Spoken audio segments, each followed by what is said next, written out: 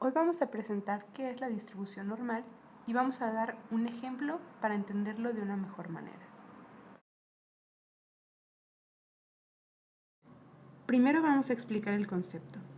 La distribución normal también es llamada distribución gaussiana, ya que el astrónomo matemático del siglo XVIII, Carl Gauss, contribuyó a su desarrollo. Tiene algunas propiedades que la hacen aplicable a un gran número de situaciones en las que es necesario hacer inferencias mediante la toma de muestras.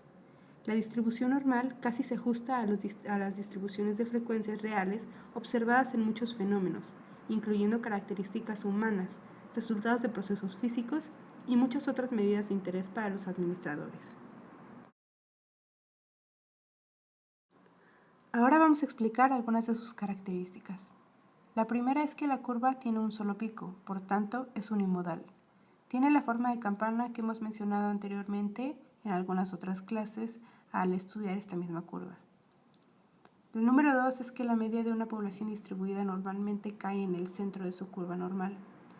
En la imagen podemos observar cómo las colas derecha e izquierda se extienden de manera indefinida y nunca tocan el eje horizontal.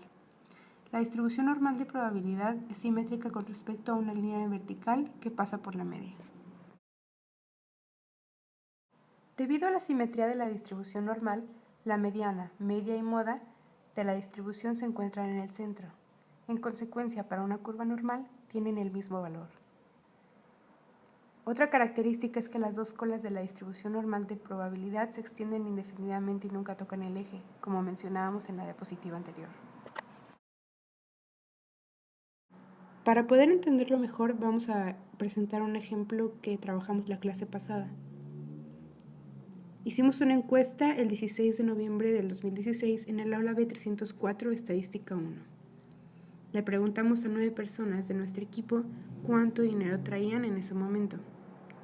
En esta diapositiva podemos observar los resultados, que fueron 0, 220, 30, 250, 120, 50, 100, 150 y 20.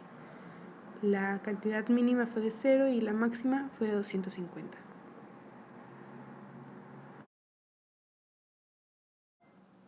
Estos datos fueron trabajados con base en la fórmula que fue presentada en la primera diapositiva, que nos dice que z es igual a x menos la media aritmética sobre la desviación estándar. En la tabla que presentamos en esta diapositiva podemos observar que se nos pidió determinar la media aritmética y la desviación estándar para empezar a trabajar los datos. La media aritmética nos dio un resultado de 104.44 y la desviación estándar fue de 89.03.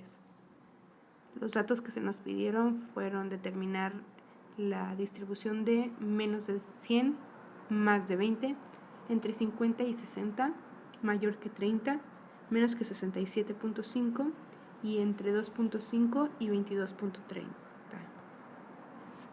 En la segunda columna podemos observar el resultado de la distribución normal de cada uno de los datos requeridos. En el caso del primer dato, que es menos de 100, sustituimos x igual a 100 en la fórmula de distribución normal,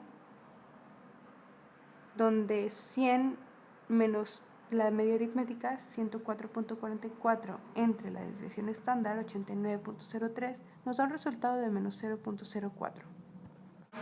Así lo hicimos con cada uno de los datos que nos pidieron y podemos observar los resultados en la segunda columna, en la segunda y tercera columna, ya que en los datos que dicen entre 50 y 60 y entre 2.5 y 22.30, sacamos cada uno de la distribución normal para, en el ejemplo de entre 50 y 60, la distribución normal para 50 y la distribución normal para 60.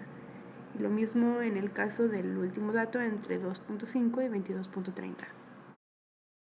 Una vez que obtuvimos los resultados de la distribución normal de los datos que nos pidieron, debemos buscar esos resultados en la tabla de distribución de probabilidad normal que presentamos a continuación.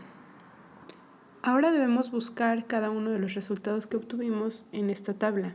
Por ejemplo, en el caso de menos de 100, obtuvimos un resultado de menos 0.04, el cual buscamos en la tabla y nos dimos cuenta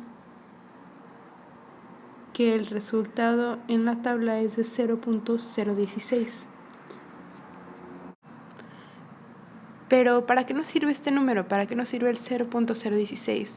Bueno, vamos a tomar como ejemplo todavía el dato de menos de 100 para poder explicarlo. A este número 0.016 se le va a sumar 0.5. ¿Y para qué es esto?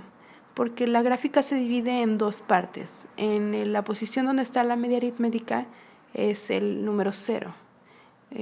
La mitad a la izquierda representa el punto 5 y la mitad a la derecha representa el otro punto 5. Y para encontrar el área bajo la curva de menos de 16, debemos sumarle el 0.016 al 0.5, nos da un resultado de 0.516. Esto representa que en la cantidad de menos de 100, es decir, antes de la media aritmética o antes del centro de la curva, debemos calcular el área bajo esa curva y la distribución de probabilidad normal nos da un resultado de 0.516.